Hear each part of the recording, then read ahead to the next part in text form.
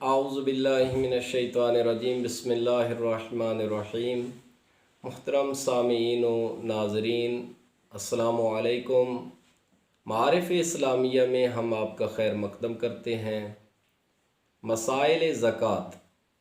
आज हम नक़दैन के बारे में अर्ज़ करेंगे। नक़दैन यानी सोना और चांदी। गल्लात अरबा और अनाम सलासा की मानद नक़दैन में भी 5 उमूमी शराइत हैं। पहली शर्त है बुलूगत, यानी ज़कात उस आदमी पर वाजिब होगी जो बालिग हो। दूसरी शर्त है आकिल होना, यानी आकिल पर ज़कात वाजिब है, पागल पर ज़कात वाजिब नहीं है। चाहे वो पागल मुसलसल पागल हो या अदवारी पागल हो। अदवारी पागल वो होता है जिसे पागलपन के दौरे पड़ते हो। हाँ, उलमाए आलाम फरमाते अगर एक पागल अदवारी है और उसे एक पूरा साल पागलपन का दौरा नहीं पड़ा तो उस साल की ज़कात उस पर वाजिब होगी। तीसरी शर्त है कि वो आज़ाद हो, ग़ुलाम ना हो। चौथी शर्त यह है कि वो निसाब का मालिक हो। अगर एक आदमी निसाब का मालिक ही नहीं है या उसका माल बक़द्रे निसाब नहीं है तो उस पर ज़कात वाजिब न होगी। पांचवी शर्त यह है कि वो उस माल में तसर्रुफ़ कर सकता हो, अक़लन व शरअन। अगर एक आदमी का माल गुम हो गया है या उस पर कब्ज़ा हो गया है या गसब हो गया है या उसने वक्फ़ कर दिया है तो ऐसी सूरतों में उस पर ज़कात वाजिब न होगी।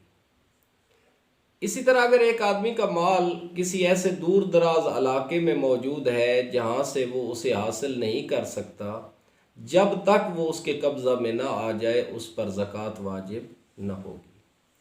हाँ, अगर उसका माल किसी मोतमद आदमी के हाथ में है या उसके वकील के हाथ में है, वो जब चाहे वो उससे ले सकता है, तो फिर उस पर ज़कात वाजिब होगी। इन 5 शर्तों के अलावा सोना और चांदी में 3 और खुसूसी शराइत भी हैं। पहली, सोना और चांदी की शर्त यह है कि वो बक़द्रे निसाब हो। दूसरी शर्त यह है कि वो सिक्का दार हों। तीसरी शर्त यह है कि वो पूरा साल अपने मालिक के पास रहें, असली हालत में अपने मालिक के पास रहें। पहली शर्त निसाब। सोना और चांदी में से हर एक के 2 निसाब है। सोना का पहला निसाब है 20 मिसकाल शरई और 1 मिसकाल 4.5 माशा का बनता है। इस तरह अगर इनका मजमुआ किया जाए तो 7.5 तोले बनता है। किसी आदमी के पास अगर 7.5 तोला सोना है तो उस पर ज़कात वाजिब हो जाएगी। इसका दूसरा निसाब है 4 मिसकाल यानी 1.5 तोला। जैसे जैसे 1.5 तोला बढ़ता जाएगा उस पर ज़कात वाजिब होती जाएगी। अगर 1.5 तोला से कम हो तो उस पर ज़कात नहीं होगी। चांदी के भी 2 निसाब हैं। चांदी का पहला निसाब है 200 दिरहम और 1 दिरहम 3.5 माशा का होता है। इस तरह मजमुआ बनता है 58 तोला चांदी।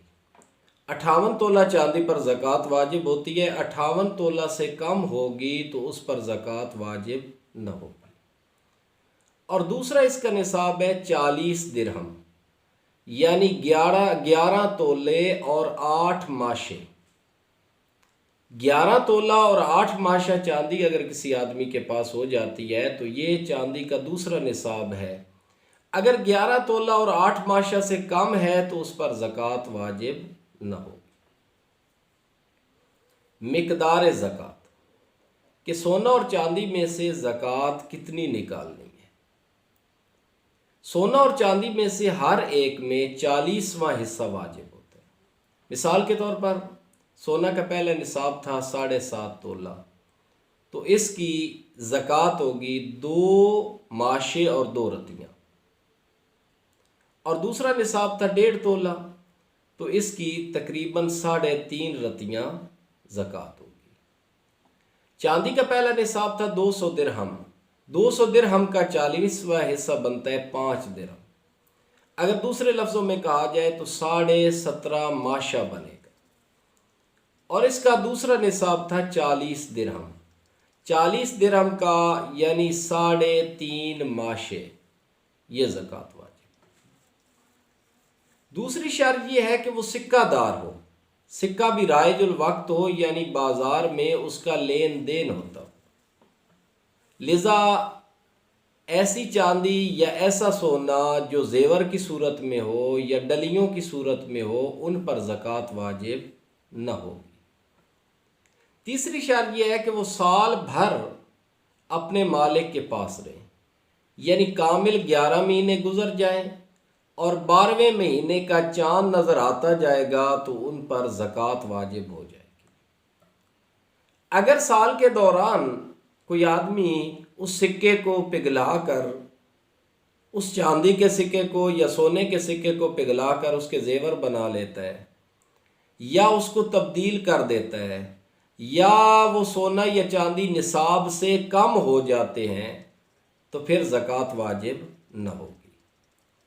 हाँ, अगर 11 महीने गुजर गए और 12वां महीना शुरू हो गया, इसके 12वें महीने के शुरू होने के बाद कोई आदमी सोने को पिघला देता है, चांदी को पिघला देता है या उनको तब्दील कर देता है, या वो सोना और चांदी निसाब से कम हो जाते हैं, तो फिर ज़कात बदस्तूर बरकरार रहेगी, उसमें कोई कमी नहीं होगी, ठीक, और वो उससे साक़ित न होगी। आज के लिए इतना ही। इंशाअल्लाह फिर अगले प्रोग्राम में आपकी खिदमत में हाज़िर होंगे। तब तक के लिए इजाज़त दीजिए। अस्सलामु अलैकुम।